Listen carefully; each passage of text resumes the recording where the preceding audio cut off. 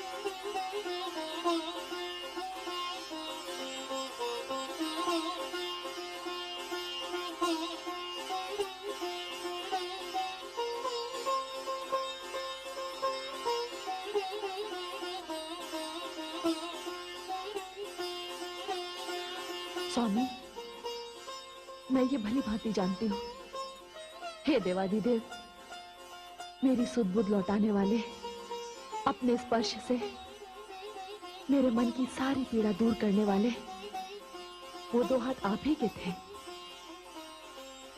जिन्होंने इस तन को छुआ, वो भावना आपकी थी जिसने मेरे मन को छुआ। मेरे अंदर एक ध्वनि सी गूंज रही है कि आपने मुझे क्षमा कर दिया। फिर अभी एक ऐसी समाधि, प्रभु बताइए प्रभु, अभी एक ऐसी समाधि, प्रभु प्रभु।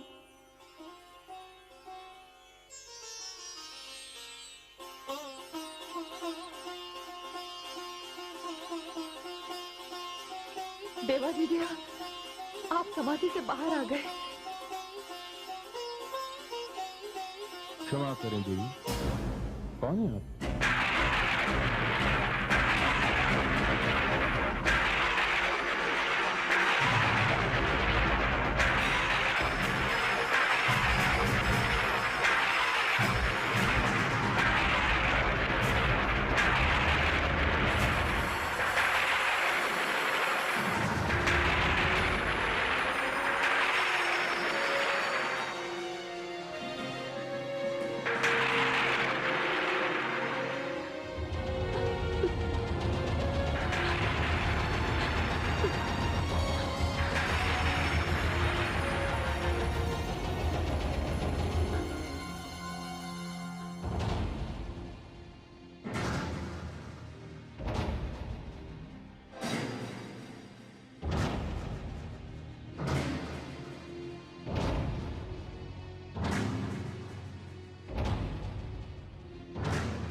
प्रणाम माता। देवी, भोलेनाथ महादेव के दर्शन हुए? हाँ देवर्षि, किंतु देवर्षि, देवाधिदेव महादेव भगवान शिव ने मुझे पहचाना ही नहीं। अर्थात भोलेनाथ शिव ने अपने नेत्र खोले, किंतु उनकी समाधि नहीं टूटी। देवर्षि, मेरे आक्रोश ने जब मुझे थका कर बेसुध कर दिया, तब मैंने भगवान शिव के स्पर्श का अनुभव किया था। वे शिव ही थे, वे मेरे आराध्य भगवान शिव के ही कर कमल थे। नारायण नारायण। देवी, भोलेनाथ जितने समाधि में होते हैं, उतने ही समाधि के बाहर होते हैं। आपने कुछ कहा नहीं उनसे? कहा, बहुत कुछ कहा। मेरे प्रयास पर मेरे आराध्य ने नेत्र भी खोले, मेरी ओर देखा भी, फिर ये कहकर नेत्र मूंद लिए कि देवी आप कौन हैं? देवर्षि, इस वाक्य को सुनकर मेरे हृदय को आघात लगा। हे देवी, आप तो जानती हैं कि महायोगी शिव एक पत्नी व्रत धारण किए हुए हैं। सती के देह त्याग के पश्चात उनके जीवन में किसी अन्य नारी का कोई स्थान ही नहीं है। तो फिर आपको पहचानने का प्रश्न ही कहां उठता है? ये आप क्या कह रहे हैं देवर्षि?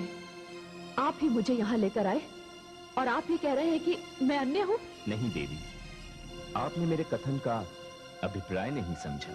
तो आपके कथन का क्या अभिप्राय है, मुझे समझाइए देवर्षि। देवी, यहाँ जो कुछ भी हो रहा है, भगवती परमेश्वरी की इच्छा से ही हो रहा है। उन्होंने अपनी ही इच्छा से गौरी और पार्वती को 2 जन्मों में 2 भाग में बांट दिया। दक्ष की पुत्री गौरी का भाग समाप्त हो चुका है और अब जो भाग आरंभ हुआ है वो है पर्वतराज की पुत्री पार्वती का। देवी, आपको अपने तप से, अपनी भक्ति से, अपनी लगन से, अपने समूचे व्यक्तित्व से शिव के समक्ष सिद्ध करना होगा कि यदि वे आपको स्वीकार कर भी लेते हैं तो भी उनका एक पत्नी व्रत नहीं टूटेगा। देवी, भगवान शिव समूचे संसार के सामने एक आदर्श है और आदर्श अपने भीतर सारी क्षमताओं के होते हुए भी अपनी सीमाओं का उल्लंघन नहीं कर सकता। तो फिर देवर्षि, आप ही बताइए, मैं क्या करूं? हे देवी, आपको अपने आदर्श को विवश करना है। इतना विवश करना है कि वो अपनी सारी सीमाओं का उल्लंघन करके आपके समक्ष आकर खड़ा हो जाए। देवी, आप जगदम्बा स्वरूपा हैं, स्वयं शक्ति हैं। अब ये आप पर निर्भर करता है कि आप और कितने दिन शिव से दूर रहना चाहती हैं।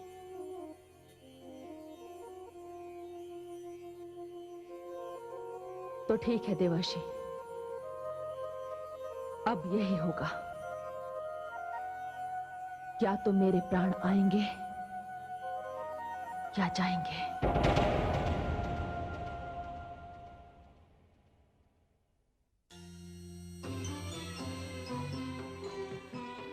प्रणाम आदि प्रजापति। कल्याणमस्तु। आइए देवराज, सारे देवता गण एक साथ। आप लोगों की ये दशा देखकर मुझे दुख हो रहा है देवराज। किंतु आदि प्रजापति, तारकासुर को वरदान भी तो आप ही ने दिया था। ना आप उसे वरदान देते, ना हम लोग की ये दुर्दशा होती। तो आपकी दृष्टि में ये सारा दोष मेरा ही है देवराज। भाग्य की रचना के अनुसार गौरी हिमाचल पुत्री पार्वती के रूप में जन्म ले चुकी हैं और इस समय तो वो भगवान शिव तक पहुंच भी चुकी हैं। सब कुछ प्रारब्ध के अनुसार हो रहा है। मेरा आपसे निवेदन है कि प्रारब्ध के लेख को अधूरा नहीं, पूरा पढ़ने का प्रयास कीजिए। प्रयास तो हम कर लेंगे ब्रह्मदेव, किंतु यदि स्वयं देवी पार्वती अपने प्रयास में सफल नहीं हुई तो? हे प्रजापति, यदि देवी पार्वती अपनी तपस्या में विफल हो गई तो? देवराज, क्या आप भूल गए कि आपके पास एक ऐसा योद्धा है जो वैरागी को भी अनुरागी बना सकता है, जो तपती सूर्य की किरणों को चंद्र किरणों में बदल सकता है, जो शांत झील को प्रलयकारी महासागर में बदल सकता है। हे आदि प्रजापति, मैं आपका तात्पर्य समझ गया। अवश्य आपका संकेत मदन देव अर्थात कामदेव की ओर है। अब आपको कुछ भी कहने की आवश्यकता नहीं है। देवी पार्वती अपना कार्य कर रही हैं, हम सभी देवता अपना कार्य करेंगे। अब हमें आज्ञा दीजिए ब्रह्मदेव।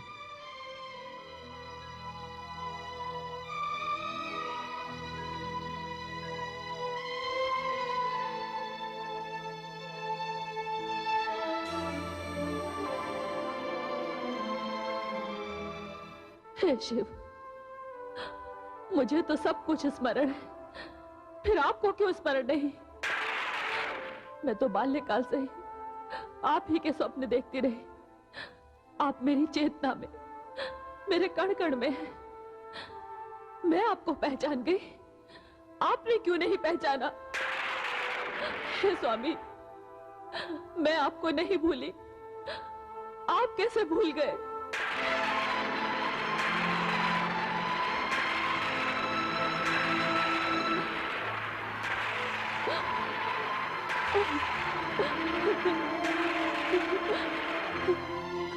प्राणेश्वर, मैं तो जन्मों का अंतर मिटा कर आई हूं। आपकी सती अब पार्वती के रूप में आपके सामने उपस्थित है। आपके निकट आकर भी आपसे दूर है। समाधि तोड़िए देव, नेत्र खोलिए।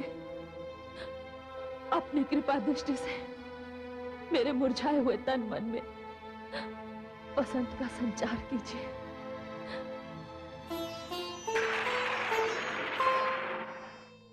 स्वामी,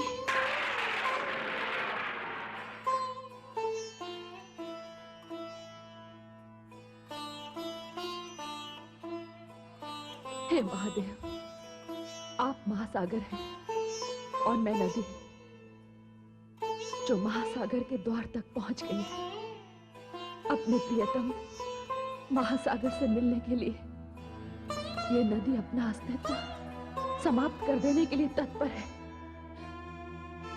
यदि आप मुझे नहीं मिले तो मैं कठोर तप करूंगी।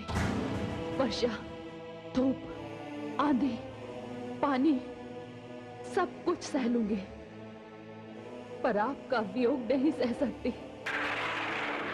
जान लीजिए, मेरा पाणी ग्रहण केवल आपसे ही हो सकता है, क्योंकि इसके लिए मैं प्राणों की आहुति दे दूंगी, और आहुति को ग्रहण करने की शक्ति केवल अग्नि में है, शिव में है। हे स्वामी, यदि अब मैं अपने तप में सफल रही, तब तो आपके दर्शन अवश्य होंगे। यदि असफल रही तो मेरा अंतिम प्रणाम स्वीकार कीजिए स्वामी।